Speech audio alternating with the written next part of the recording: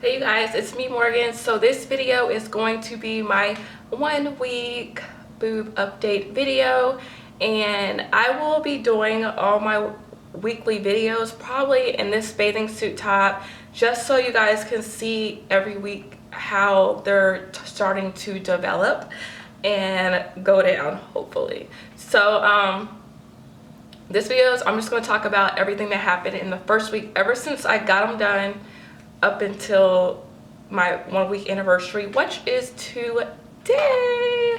So I had them for officially 1 week. If you guys have not watched my previous video on my first boob vlog video, I'll leave the link below, but you should watch that video before you watch this one, because that video talks about what size I got, how much they were, the doctor, what implant, all that good stuff. So make sure you check that one out.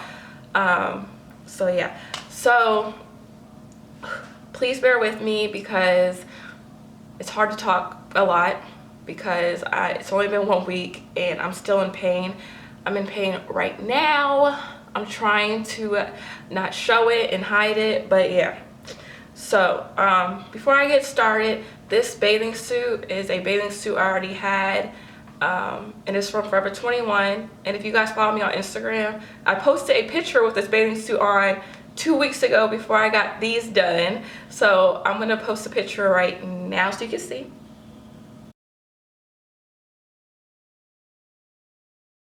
Okay, so that was what I looked like about 2 weeks ago before I got them done. And this is what they look like now, and they're really swollen still. I did get a large. This bathing suit is a large. I always wore a large, even though I didn't really have any boobs. I always wore a large top in bathing suits. I think because I'm pretty wide around. So yeah, like I'm a 36 around, so I'm very broad and wide around, and I always wore like a large bathing suit top. Other shirts I wear, like Victoria's Secret, I wear like a small t-shirt, and regular stuff I wear a medium. It's just like always bathing suit tops, I end up wearing a large. So yeah. Okay, so I'm gonna go ahead and talk about surgery day, which was day 1. So surgery day, I went in and I was waiting. I wasn't like hyper or anything. They gave me hyper or anxious. They gave me medicine to take the night before to help me sleep. So I just took that. I mean, I felt like I would sleep fine anyway, but I just took it. My surgery wasn't until 3:30 p.m. I was the last one for the day because they squeezed me in. I think it was the last opening they had, and I really wanted that day. So I guess they basically squeezed me in. And I was the last surgery for the day. So I could not eat all day. The night before, I couldn't eat from midnight the night before up until surgery day. So I went like 16 hours without eating or something. I was so hungry. I couldn't even drink water. You can't drink water or anything. So I was so hungry. So that was kind of making me a little antsy because I really just wanted to eat.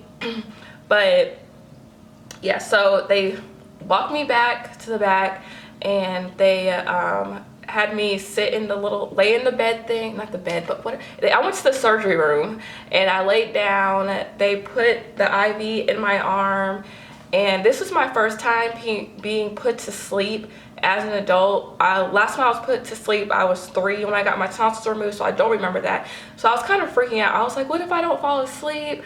What if I wake up during surgery? Like, I was just freaking out. So they put the IV in me, and next thing you know, I was like knocked out. And I woke up and it was like 7 something, and I was shaking so bad. It doesn't happen to everybody, but it does happen to my mom when she is put to sleep.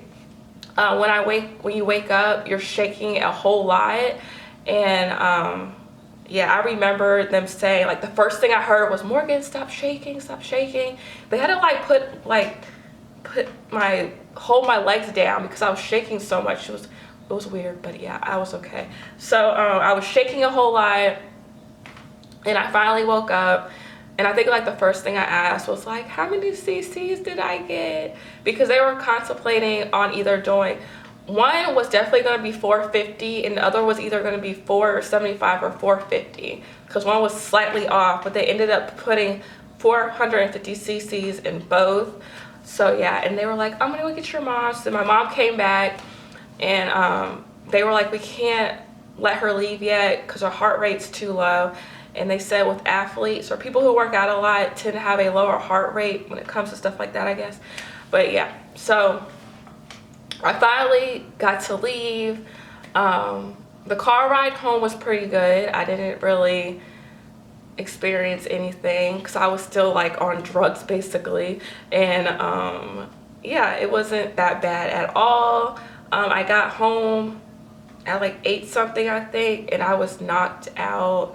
I remember eating, no I didn't, I drank like one of my fruit juices I make. I drank that, and then I took some more medicine. They gave me morphine and promethazine, so that completely knocked me out. So I was taking that every 3 hours, and yeah, I was knocked out. So the next morning, day 1 was the worst out of all of the days. I was in so much pain. Even with the medicine, your boobs are so, I'm not trying to scare anybody or anything, but your boobs are so sore and swollen. They're still swollen now, as you can see. They're not supposed to be this high. They're going to drop eventually, but they were so swollen and sore. The soreness is like you're lifting a whole lot of weight. Like people, like somebody who never goes to the gym and they go to the gym for the first time and they decide to lift like 1,000,000 pounds. It's like that type of sore. Isn't like I mean, it is a pain, but I don't know, it's hard to describe. It's just like a workout, really, really sore type of thing. So when I was in the bed, I did make like a pyramid, so I was kind of propped up, but getting up and out of bed and walking around every now and then was the worst. It was so hard. My dad had to come, and my mom and dad lift me up from the bed, and it was just like any sudden movement I made to my chest was like crazy. So yeah, so that's how I felt like the first 2 days. Day 3, I was actually pretty fine. My boobs were still sore, but it was like tolerable. I moved off of morphine and promethazine and started taking hydrocodone, and that helped. So day 3 was Monday. So yeah, I started taking the hydrocodone on Monday, and that's when I went back to my doctor to change the tapes out. I did get my incision cut underneath, so like right here, and I had to go back so he could change them out, and they gave me more so I can do it at home. I have to change them out every 3 days, and yeah. So day 4, I was feeling much better. I actually drove on day 4. I don't think you're supposed to drive that early, but I did drive. My grandpa was down here, so I took him to Chipotle, and we went to some other stores. So I did drive. It was hard because it was hard to turn, like it still is when I drive now. It's hard to turn. So yeah, so day 4 was Tuesday. Day 5, I had to go back to work, but that was like my first real day out all day, and it was tough because I didn't take any pain medicine at all because I didn't want to be sleepy, or you know, you're not supposed to drive when you're taking those prescription pain medicines. So it was a struggle, but I made it through.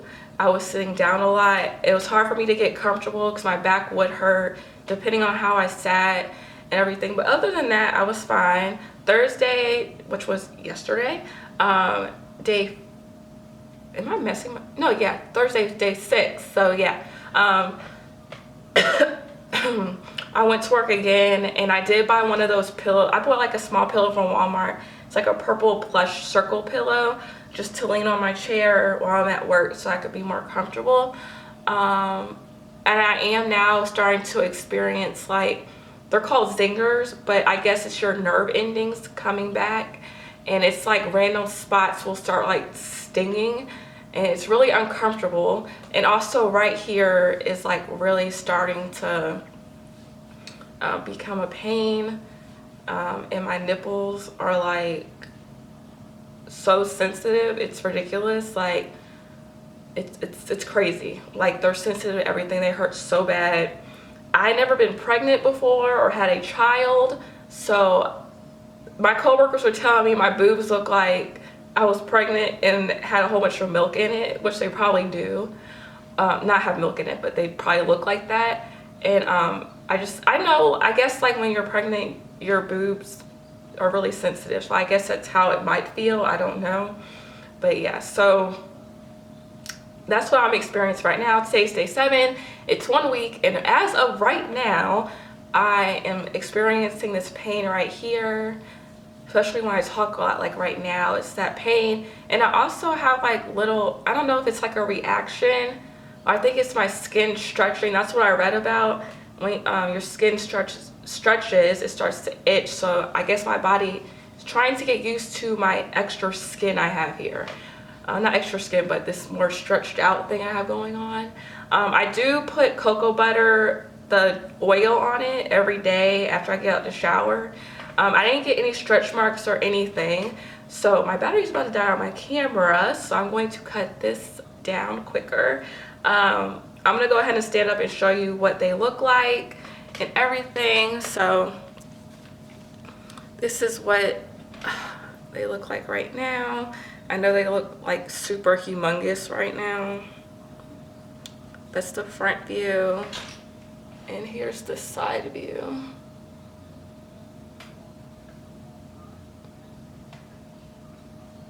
And you can like tell how high they are right now. So they're still, that's what's going on right now at 1 week.